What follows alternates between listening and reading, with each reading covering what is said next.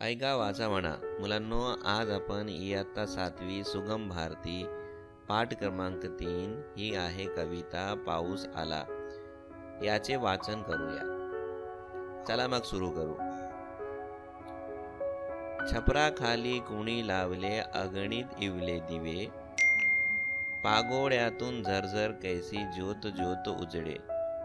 छपराखाली कुणी लावले अगणित इवले दिवे, पागोड्यातून झरझर कैसी ज्योत ज्योत उजळे.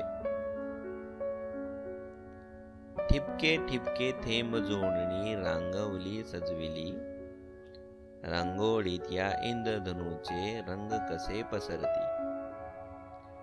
ठिपके ठिपके थेंब जोडणी रंगावली सजवली, रांगोळीत या इंद्रधनुचे रंग कसे पसरती. मखमल हिरव्या दात तृणांची मध्येच पांघरलेली, तृणपुष्पांची नाजूक पाखरण नक्षीदार सजलेली. मखमल हिरव्या दात तृणांची मध्येच पांघरलेली, तृणपुष्पांची नाजूक पाखरण नक्षीदार सजलेली. टपटप टपटप संगीत ध्वनी ही दाही दिशातून, छपरावरती तबला होऊन वाजवितो कोण.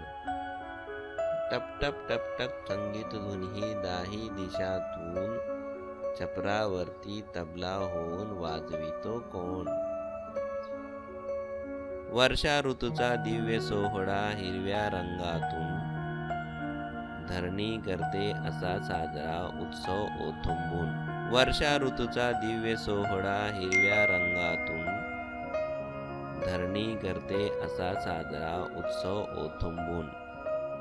चला मुलांनो, एकदा परत पूर्ण कविता आपण वाचू. छपराखाली कोणी लावले अगणित इवले दिवे, पागोड्यातून झरझर कैसी ज्योत ज्योत उजळे. ठिपके ठिपके थेंब जोडणी रंगावली सजविली, रांगोळीत या इंद्रधनुचे रंग कसे पसरती. मलखम हिरव्या दात तृणांची मध्येच पांघरलेली, तृणपुष्पाची नाजूक पाखरण नक्षीदार सजलेली. टपटप टपटप संगीत धुनी दाही दिशातून, छपरावरती तबला होऊन वाजवितो कोण. वर्षा ऋतूचा दिव्य सोहळा हिरव्या रंगातून, धरणी करते असा साजरा उत्सव ओथंबून. मुलांनो, याला पाठ करा.